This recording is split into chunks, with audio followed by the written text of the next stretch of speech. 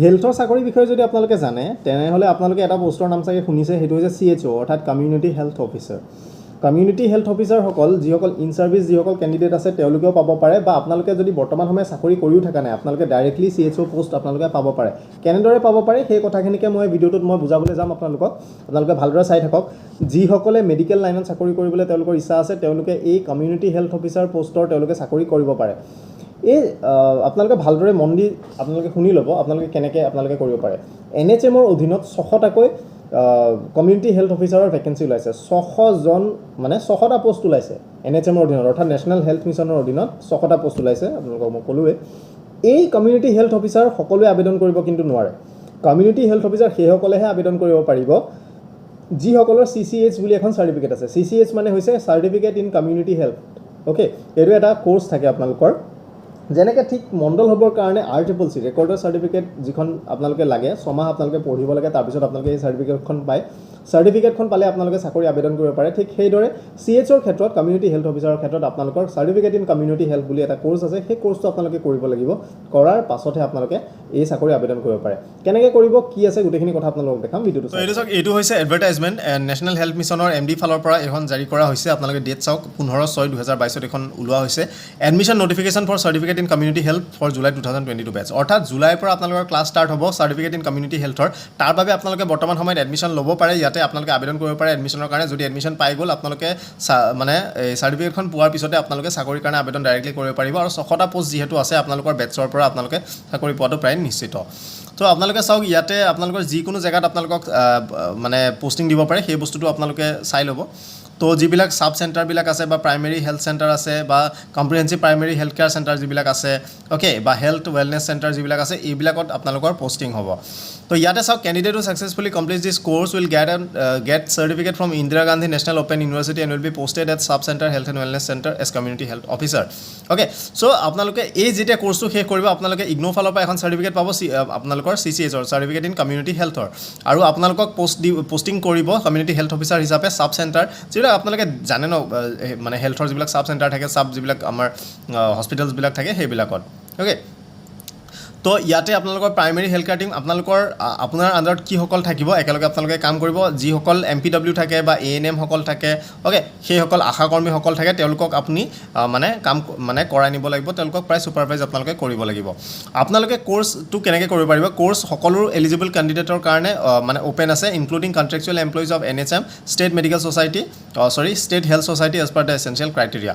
আপোনালোকৰ 6 মহীয়া কোৰ্চ হয়, ফুল টাইম কোৰ্চ হয়। এইটো আপোনালোকে পাৰ্ট টাইম নহয়, ফুল টাইম কোৰ্চ হয়। থিয়ৰী আৰু প্ৰেক্টিকেল দুইটা আপোনালোকৰ থাকিব।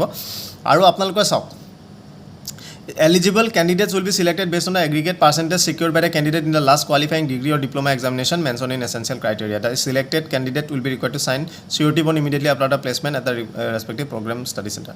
অৰ্থাৎ আপোনালোকৰ যেতিয়া আপোনালোকৰ কোৰ্চৰ কাৰণে সিলেকশ্যন হৈ যাব আপোনালোকে surety bond এখন সাইন কৰিব লাগিব, যাতে আপোনালোকে সিলেকশ্যন পোৱাৰ পিছত আপোনালোক তাৰ পৰা কিন্তু ওলাই আহিব যাতে নোৱাৰে।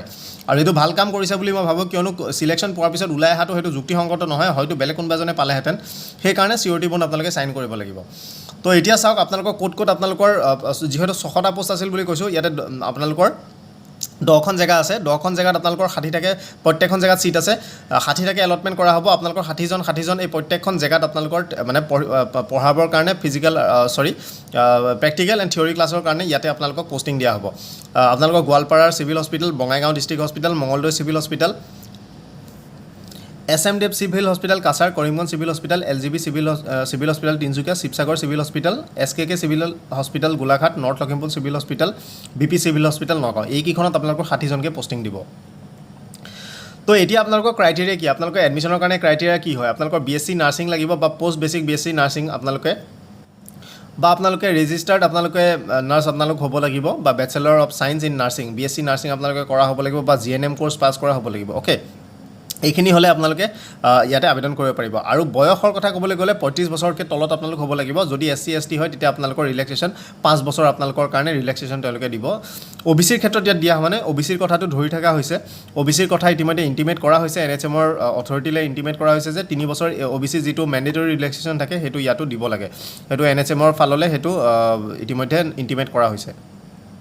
ডিজাইৰেবল চাওক আপোনালোকৰ লোকেল লেংগুৱেজ জানা হ'ব লাগিব ৱৰ্ক এক্সপিৰিয়েঞ্চ আপোনালোকৰ যদি আছে কিহবাত আপোনালোকৰ ভাল হয় সেইটো আপোনালোকে ৱেইটেজ এটা পাব যদি কোনোবা প্ৰাইমেৰী কমিউনিটি হেল্থ চেণ্টাৰ এইবিলাকত যদি আপোনালোকে কৰি আছে আৰু আপোনালোকে যেতিয়া মেৰিট লিষ্টৰ কাৰণে আপোনালোকে এই ডকুমেণ্টখিনি ছাবমিট কৰিব লাগিব সকলো মাৰ্কশ্বিট আপোনালোকে দিব লাগিব কোৱালিফাইং এক্সামিনেশ্যন এই যি এছেঞ্চিয়েল ক্ৰাইটেৰিয়া দিছে প্ৰভিজনেল আৰু ফাইনেল ডিগ্ৰী চাৰ্টিফিকেট আপোনালোকে দিব লাগিব লগতে ৰেজিষ্ট্ৰেশ্যন চাৰ্টিফিকেট বা আপোনালোকৰ কাউন্সিল ৰেজিষ্ট্ৰেশ্যন চাৰ্টিফিকেট এই যিসকল ANM বা GNM আছে আপোনালোকে যদি ইন ছাৰ্ভিচ যদি আপোনালোক কেণ্ডিডেট হয় যদি আপোনালোকে চাকৰি কৰি আছে ধৰি লওক মানে NHMত যদি আপোনালোকে কৰি আছে তেতিয়া আপোনালোকৰ এপইণ্টমেণ্ট লেটাৰ আৰু আপোনালোকৰ জইণ্ট ডাইৰেক্টৰ যিজন থাকে হেল্থ ছাৰ্ভিচৰ আপোনালোকৰ ডিষ্ট্ৰিক্টৰ তেওঁৰ পৰা NOC আপোনালোকে ছাবমিট কৰিব লাগিব লগতে work experience certificate age proof certificate আৰু আপোনালোকে যদি ৰিজাৰ্ভ কেটেগৰী যদি আপোনালোকে বেনিফিট ল'ব বিচাৰে আপোনালোকে নিজৰ কাষ্ট চাৰ্টিফিকেটখন আপোনালোকে লগত গাঁঠিব লাগিব এইখিনি আপোনালোকে জেৰক্স ছেট এটা বনাব ছেল্ফ এটেষ্ট আপোনালোকে কৰি পেলাই আপোনালোকে পঠিয়াব লাগিব all application will be subject to screening process আপোনালোকৰ এই গোটেইবিলাক আপোনালোকৰ চেক কৰিব তেওঁলোকে মেৰিট ৱাইজ আৰু হাইষ্ট কোৱালিফিকেশ্যন ৱাইজ তেওঁলোকে লিষ্ট বনাব Applicants must submit their documents both online at nhm.assam.gov.in and offline at A4 size envelope mentioning the name of the post.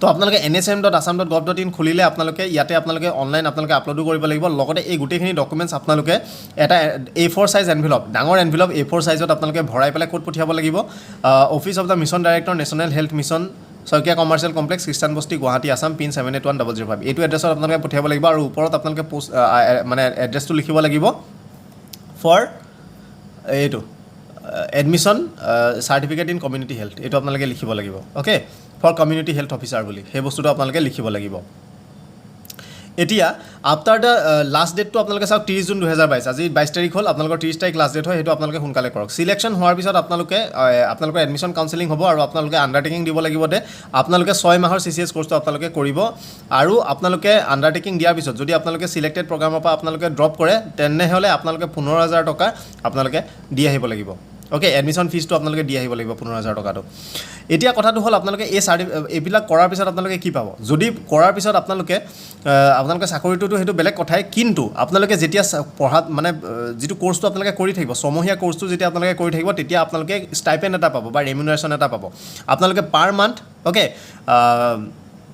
এইটো চাওক ইয়াতে লিখা আছে ৰেচপেক্টিভ ৰেমিউনাৰেশ্যনৰ salary per month okay plus ₹10,000 per month for fooding lodging for a maximum of 6 months okay আপোনালোকে যদি ক'ৰবাত চাকৰি কৰি আছিলে তেতিয়া ৰেমিউনাৰেশ্যন আপোনালোকে পাব অ'কে যদি যিসকলে মানে চাকৰি কৰি থকাৰ কথা কৈছোঁ আপোনালোকে যদি NHMত চাকৰি কৰি আছে এইটো দুটা কেটেগৰী আছে যিসকলে চাকৰি কৰি আছে তেওঁলোকে চেলাৰীটোতো পাবই লগতে আৰু এডিশ্যনেল 10,000 টকা এটা তেওঁলোকে পাব ফুডিং লজিঙৰ কাৰণে দ্বিতীয়তে যিসকলে চাকৰি কৰি থকা নাই ফ্ৰেছ যিসকল কেণ্ডিডেট আছে তেওঁলোকে 10,000 টকা ষ্টাইপেণ্ড এটা তেওঁলোকে পাব আৰু লগতে 10,000 টকা এটা এডিশ্যনেল তেওঁলোকে পাব ফুডিং লজিঙৰ কাৰণে মেক্সিমাম 6 মাহৰ কাৰণে কিয়নো কোৰ্চটো 6 মাহ অৰ্থাৎ যিসকলে চাকৰি কৰি থাকে তেওঁলোকে চেলাৰী প্লাছ 10,000 পাব লগতে যিসকল নৰ্মেল যিখিনি ফ্ৰেছ কেণ্ডিডেট তেওঁলোকে 20,000 টকা পাব 10,000 ষ্টাইপেণ্ড 10,000 ফুডিং লজিঙৰ কাৰণে সেই বস্তুটো আপোনালোকে মনত ৰাখক আৰু আপোনালোকে যেতিয়া কোৰ্চ কমপ্লিট হৈ যাব আপোনালোকে যেতিয়া CHO হিচাপে আপোনালোকে NHMত যেতিয়া এবজৰ্ব হ'ব আপোনালোকে চেলাৰী পাব 25,000 টকা পাৰ মান্থ প্লাছ ইনচেণ্টিভ আপোনালোকৰ থাকিব পাৰফৰ্মেঞ্চ লিংক বোনাছ আপোনালোকৰ থাকিব 15,000 পাৰ মান্থ অৰ্থাৎ আপোনালোকৰ টোটেল চেলাৰী 40,000 আপোনালোকৰ হ'ব চ' এইটো হৈছিলে